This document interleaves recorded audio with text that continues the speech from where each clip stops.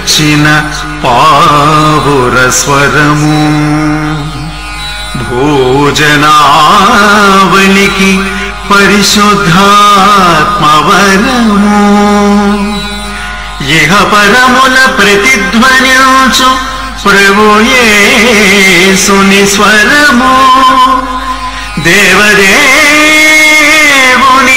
స్వరము దేవుని స్వరము దేవుని స్వరము. Praise the Lord. Voice of God ministries సమర్పించు దేవుని స్వరమును ఈ కార్యక్రమమును వీక్షిస్తున్న ప్రేక్షకులందరికీ మన ప్రభు అయిన యేసుక్రీస్తు నామమున మా వందనములు. ఇప్పుడు ఒక మధుర గీతమును వీక్షిద్దాం.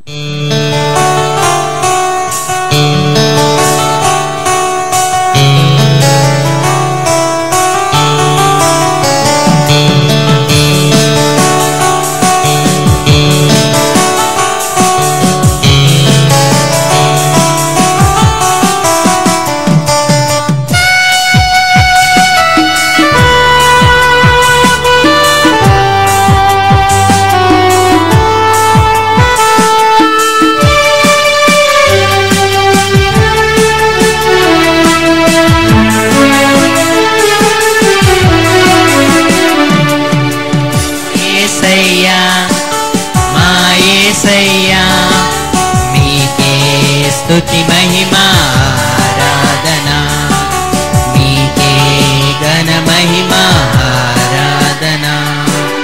ఓ యేసయ్యా మా యేసయ్యా మీకే స్తుతి మహిమా ఆరాధనా మీకే ఘన మహిమా ఆరాధనా ఆరాధనా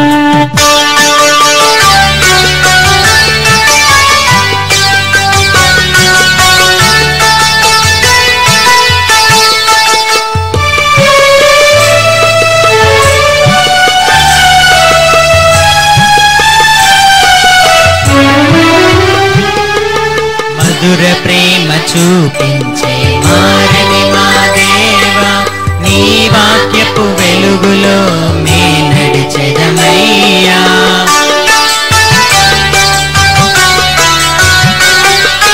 మధుర ప్రేమ చూపించే మారని మా దేవా, నీ వాక్యపు వెలుగులో మే నడిచెదమయ్యా. మీ నామమే మా గానము, మీ నామమే మా గానము, మీ స్మరణయే మా ప్రాణము, మీ స్మరణయే మా ప్రాణము.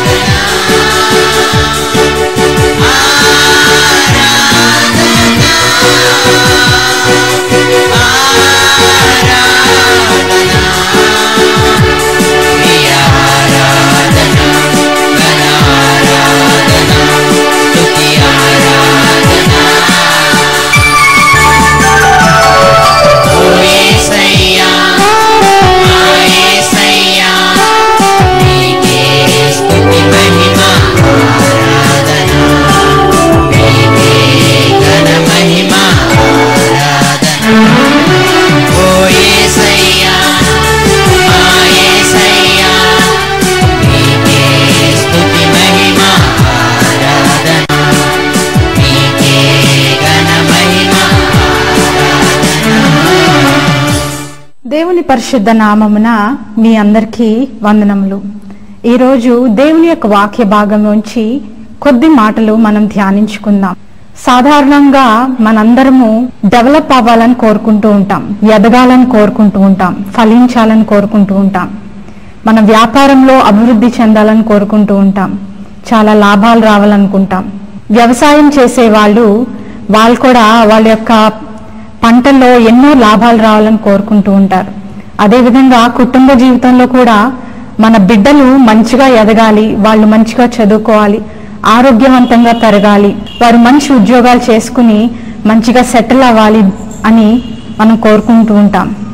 అదేవిధంగా దేవుని బిడ్డలమైన మనము కూడా ఆయన యందు ఫలించాలని, ఎదగాలని కూడా దేవుడు మన పట్ల కోరుకుంటూ ఉంటాడు. అయితే ఈ దినమున దేవుని యొక్క వాక్య భాగంలో నుంచి కొద్ది మాటలు మనం ధ్యానించుకుందాం. యేసు ప్రభు ఆయన పరిచర్య చేస్తున్న సమయాలలో ఆయన యొక్క ఉపమానం చెప్పినట్లుగా మనం చూస్తున్నాం. ఆ యొక్క ఉపమానము పశ్చాత్తాపం విషయమైన ఉపమానము, ఫలించటానికి చెప్పబడిన ఉపమానం. ఈ సమయంలో మనం ధ్యానించుకున్నట్లయితే లూకాసు వార్త 13వ అధ్యాయం 6 నుంచి 9 వచనాలు మనం చూసుకున్నట్లయితే ఆయన పశ్చాత్తాపం విషయమై చెప్పిన ఉపమానం ఏంటనగా, ద్రాక్ష తోటలో ఒక అంజూరపు చెట్టును నాటబడి ఉన్నట్లుగా మనం చూడగలం. ఆ అంజూరపు చెట్టు ఫలిస్తుందా లేదా అని ఎంతో కాలంగా ఆయన దాని యొక్క ఫలాలు వెతుకుతున్నట్లుగా మనం చూడగలం.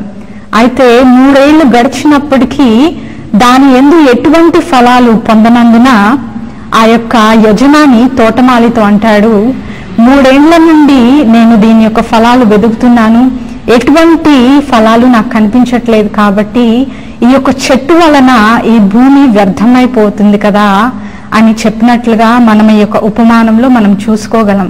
అయితే ఆ తోటమాలి అంటాడు, అయ్యా ఇంకొక సంవత్సరం దీనికి సమయం ఇవ్వండి, ఈ లోపల నేను దాని చుట్టూత ఎరువు వేసి త్రవ్వి చూస్తాను, లేని ఎడల దీన్ని నరికివేద్దాం ప్రభువా అని అక్కడ చెప్పినట్లుగా మనం ఈ యొక్క ఉపమానంలో మనం చూడగలం. మనం జాగ్రత్తగా గమనించినట్లయితే ఆ యొక్క యజమాని ఆయన యొక్క స్థలంలో ఈ యొక్క చెట్టును నాటినట్లుగా మనం చూస్తున్నాం. సాధారణంగా మనం చెట్లు నాటుకున్నామంటే ఏదైనా మామిడికాయ చెట్టు కానీ, అరటి చెట్టు కానీ, జాంకాయ చెట్టు కానీ నాటామంటే అది కాయలు ఎప్పుడు ఇస్తుందా అని మనం గమనించుకుంటూ ఉంటాం కదా. అదేవిధంగా దేవుని విడల అయిన మనము కూడా ఆయన యందు ఫలిస్తున్నామా లేదా, ఆయనలో ఎదుగుతున్నామా లేదా కూడా దేవుడు మనల్ని పరిశీలన చేస్తున్నట్లుగా, పరీక్ష చేస్తున్నట్లుగా మనము గమనించుకోవాలి. ఆ యొక్క యజమాని ఆ యొక్క చెట్టును అక్కడ నాటినట్టుగా మనం చూస్తున్నాం. అదేవిధంగా పరమదేవుడు మనల్ని ఈ లోకంలో, ఈ భూలోకంలో మనల్ని ఏర్పరచుకున్నట్లుగా మనం చూస్తున్నాం. ఏ విధంగా ఆ యజమాని ఆ యొక్క ఫలాలు కాయాలని ఆ చెట్టు వైపు చూస్తున్నారో, అదేవిధంగా పరమదేవుడు మన వైపు కూడా ఆయన చూస్తున్నాడు. మనం ఏ విధంగా ఎదుగుతున్నామా, ఆయనలో ఏ విధంగా ఆయనలో ఫలిస్తున్నామా అని దేవుడు మన పట్ల చూస్తున్నట్లుగా మనం చూడగలం. లూకా సువార్త 13వ అధ్యాయము 6 నుంచి 9 వచనాలు ఈ సమయంలో మనం ధ్యానించుకుందాం. ముందుగా చదువుకుందాం. 6వ వచనం మనం గమనించినట్లయితే, మరియు ఆయన వారితో ఈ ఉపమానం చెప్పెను. ఒక మనుష్యుని ద్రాక్ష తోటలో అంజూరపు చెట్టునొకటి నాటబడి ఉండెను. అతడు దాని పండ్లు వెతికి వచ్చినప్పుడు ఏమీ దొరకలేదు అన్నట్లుగా మనం చూడగలం. ఒక యజమాని ఆయన ద్రాక్ష తోటలో ఒక అంజూరపు చెట్టుని నాటినట్లుగా మనం చూస్తున్నాం. నాటిన ఆ చెట్టు ఫలిస్తుందో లేదా అని, దానికి కాయలు కాస్తున్నాయా లేదా అని ఆ యొక్క యజమాని ఆ అంజూరపు చెట్టు వైపు చూస్తున్నట్లుగా మనం చూస్తున్నాం. ఈ యొక్క వచనంలో నుంచి మనం ధ్యానించుకున్నట్లయితే దేవుడు కూడా మన వైపు చూస్తున్నాడు. మనం ఫలిస్తున్నామా లేదా, మనం నిర్మించిన దేవుడు, మనకి రూపాన్ని ఇచ్చిన దేవుడు, మనకి జీవాన్ని ఇచ్చిన దేవుడు, మనకు ఒక ప్రణాళిక కలిగి ఈ లోకంలో మనం నిర్మించిన దేవుడు, మనము దేవుని బిడ్డలుగా పిలువబడుతున్న మనము ఈ లోకంలో ఫలిస్తున్నామా లేదా అని దేవుడు కూడా మనల్ని మన వైపు చూస్తూ ఉన్నట్లుగా మనము గమనించగలము. అదేవిధంగా 7వ వచనంలో కూడా మనం చదువుకున్నట్లయితే, గనుక అతడు, ఇదిగో 3 ఏళ్ల నుండి నేను ఈ అంజూరపు చెట్టున పండ్లు వెతుకుచున్నాను గాని ఏమీ దొరకలేదు, దీనిని నరికి వేయుము, దీని వలన ఈ భూమియు ఏల వ్యర్థమైపోవలనని ద్రాక్ష తోట మాలితో చెప్పెను అన్నట్లుగా మనం చూస్తున్నాం. ఆ యొక్క యజమాని 3 ఏళ్ల నుండి ఆ యొక్క చెట్టు వైపు చూస్తున్నట్లుగా మనం గమనించగలం. 3 ఏళ్ల నుండి ఎంతో ఓపికతో ఈ సంవత్సరం కాకపోతే వచ్చే సంవత్సరం అయినా అది ఫలిస్తుందా లేదా అని చూస్తున్నట్లుగా మనం చూస్తున్నాం. అయితే ఆఖరికి ఆ యొక్క తోటమాలితో అంటున్నాడు, 3 ఏళ్ల నుండి ఇది ఫలిస్తుందో లేదో అని నేను గమనిస్తున్నాను, కానీ ఈ చెట్టు వలన ఎటువంటి ప్రయోజనం లేదు, అది ఫలించలేని స్థితిలో ఉంది, కాబట్టి దీన్ని నరికివేయమన్నట్లుగా మనం ఈ యొక్క వాక్య భాగంలో మనం ధ్యానించగలం. ఈ యొక్క వచనంలో నుంచి ఒక ఆత్మీయ సత్యం నేర్చుకోవాలి. దేవుని బిడ్డలుగా పిలువబడుతున్న మనము కూడా ఎన్నో సంవత్సరాల నుంచి మనం క్రైస్తవులను చెప్పుకుని ఉండొచ్చు, కానీ మనం దేవుల్లో నిజంగా ఫలిస్తున్నామా లేదా ఒక్కసారి మనల్ని మనం ప్రశ్నించుకోవాల్సిన వారమై ఉన్నాం. క్రైస్తవులను పిలువబడుతున్నాం, మనం బాప్తిజం తీసుకుని ఎన్నో సంవత్సరాలైంది, కానీ కొంతమంది ఇప్పటికీ దేవుని మందిరం అంటే నిర్లక్ష్యంగా, దేవుని యొక్క ప్రార్థన అంటే నిర్లక్ష్యంగా, మరి బైబిల్ యొక్క నియమ నిబంధనలను పాటించలేక అనేక మంది జీవించినట్లుగా మనం చూడగలం. ఇక్కడ ఈ తోట యజమానిని మనం గమనించినట్లయితే ఆయన వేచి ఉన్నాడు. He is waiting for us, God is waiting for us. మనం ఇంకా ఎంత కాలం, ఇంకా ఎంత సమయం మనం తీసుకుంటామో అని దేవుడు మనల్ని పరిశీలన చేస్తున్నట్లుగా మన యొక్క వచనంలో మనం చూడగలం. నోవాహు కాలంలో కూడా గమనించినట్లయితే జలప్రలయం రాబోతుంది అని చెప్పినప్పటికీ అనేక సంవత్సరాలు మరి ఆ యొక్క ఓడ నిర్మిస్తున్న సమయంలో కూడా దేవుని యొక్క జనప్రలయం రాబోతుందని చెప్పినా సరే అనేక మంది మారు మనసు పొందని స్థితిలో ఉన్నట్లుగా మనం చూడగలం. అదేవిధంగా పాత నిబంధన గ్రంథంలో ఇశ్రాయేల్ యొక్క జీవితాన్ని కూడా మనం గమనించినట్లయితే దేవుడు వారి జీవితాల్లో ఎన్నో అద్భుత కార్యాలు, ఆశ్చర్య కార్యాలు, మహిమ కార్యాలు చేసినప్పటికీ వారు అనేక సందర్భాల్లో దేవుని యొక్క కృపను విడిచిపెట్టి మరి దేవుని యందు నమ్మిక ఉంచక అనేక సందర్భాల్లో వారు తప్పిపోయిన సందర్భాలు మనం చూడగలం. ఈ సమయంలో మిమ్మల్ని కూడా దేవుని యొక్క కృపను బట్టి మిమ్మల్ని నేను ప్రశ్నిస్తున్నాను. దేవుని యందు మీరు ఫలించగలుగుతున్నారా లేదా, ఆయనకు మహిమకరంగా మీరు జీవించగలుగుతున్నారా లేదా అని ఈ సమయంలో మనల్ని మనం ప్రశ్నించుకోవాల్సిన వారమై ఉన్నాం. అదే అధ్యాయంలో 8వ వచనం చదువుకుందాం. అయితే వాడు, అయ్యా, నేను దాని చుట్టూ త్రవ్వి ఎరువు వేయి మట్టుకు ఈ సంవత్సరం కూడా ఉండనిమ్ము అని అక్కడ చెప్పినట్లుగా మనం చూస్తున్నాం. ఈ సంవత్సరం కూడా ఉండనిమ్ము. ఈ యొక్క వచనంలో నుంచి మనం ఏం నేర్చుకోగలం?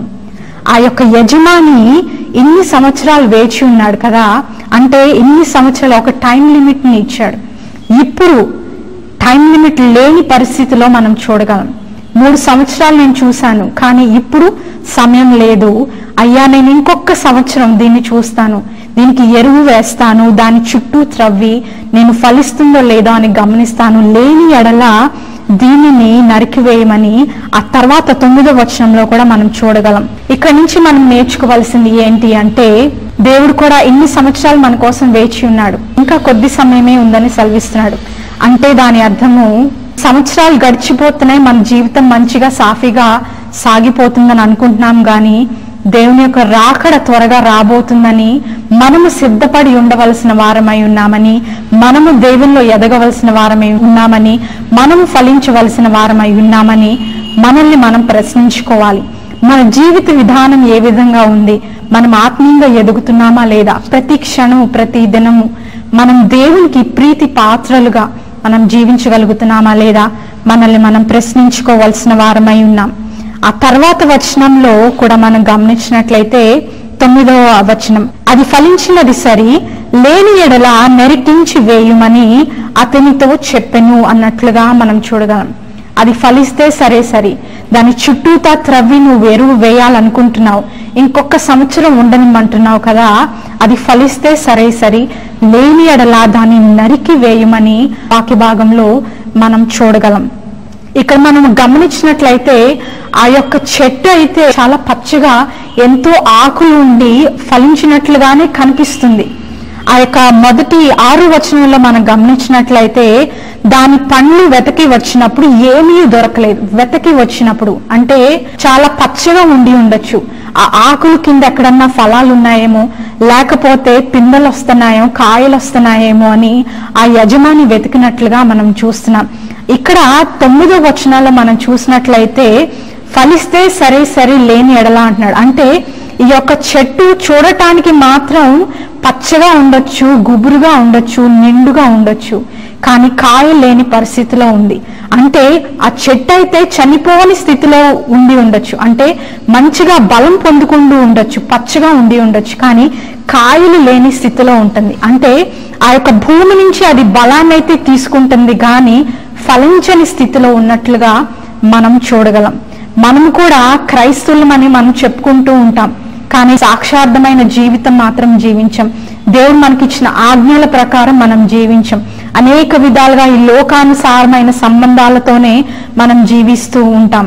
ఈ సమయంలో ఇంకొక ఆత్మీయ సత్యం ఏంటంటే, దేవుడు మన పట్ల ఆయన యొక్క కృపను చూపించి మన జీవితాల్లో అనేకమైన దీవెనలు, ఆశీర్వాదాలు ఆయన కుమ్మరిస్తూనే వచ్చాడు. ఈ చెట్టు చూడటానికి పచ్చగా ఉంది, అదేవిధంగా మన జీవితాల్లో కూడా దేవుని యొక్క దీవెనలు, ఆశీర్వాదాలు వస్తున్నాయి, ఆశ్చర్యకార్యాలు దేవుడు మన జీవితాల్లో చేస్తున్నాడని మనం అనుకుంటూ ఉంటున్నాం, కానీ ఆత్మీయ విషయంలో మాత్రం ఫలించలేని స్థితిలో మనం ఉన్నామో లేదో మనం గమనించుకోవాలి. The tree is taken from the soil, but it is not giving back anything. అదేవిధంగా మనం కూడా దేవుడిచ్చే బ్లెస్సింగ్స్ ని మనం తీసుకుంటున్నాం, కానీ దేవునికి తిరిగి మళ్ళీ ఏమి ఇవ్వలేని స్థితిలో మనం ఉంటూ ఉన్నాం. ఆయన వాక్యానుసారంగా జీవించలేని స్థితిలో మనం ఉంటూ ఉన్నాం. కాబట్టి మనల్ని మనం మరొకసారి పరిశీలన చేసుకుని ఈ విధంగా ఫలించవలసిన వారమై మన అందరము ఉన్నాం. ఈ సమయంలో ఇంకొక ఉపమానాన్ని మనం ధ్యానించుకుందాం. ఇప్పటి వరకు ఒక ఫలించని చెట్టుని ఏం చేయగలరు అన్నట్లుగా మనం చూసాం. ఒకవేళ ఫలించకపోయినట్లయితే ఏ విధంగా ఉంటుందో మనం మత్తయి సువార్త 21వ అధ్యాయం 18-19 వచనాల్లో మనం గమనించినట్లయితే 18వ వచనం, ఉదయమందు పట్టణమునకు మరలా వెళ్ళుచుండగా ఆయన ఆకలిగొనెను. ఆయన అంటే యేసయ్య ఆయన పరిచర్య చేస్తున్నప్పుడు పట్టణమునకు వెళ్ళుచుండగా ఆయన ఆకలిగొనెను అన్నట్లుగా మనం చూస్తున్నాం. అప్పుడు త్రోవ పక్కన ఉన్న యొక్క అంజూరపు చెట్టును చూచి దాని యొద్దకు రాగా దాని యందు ఆకులు తప్ప మరేమీ కనబడలేదు గనుక దానిని చూచి ఇక మీదట ఎన్నిటికి నీవు కాపు కాయకుందుగాక అని చెప్పాను. తక్షణమే ఆ యొక్క అంజూరపు చెట్టు ఎండిపోయెను అన్నట్లుగా మనం ఈ సందర్భంలో మనం చూడగలం. 18-19 వచనాల కంటే ముందుగా జరిగిన సందర్భం ఏంటంటే, యేసయ్య యెరూషలేము పట్టణానికి వెళ్ళినప్పుడు అక్కడ దేవాలయం ఎంతో సుందరమైన, అందమైన పెద్ద దేవాలయాన్ని మనం యెరూషలేము పట్టణంలో మనం చూడగలం.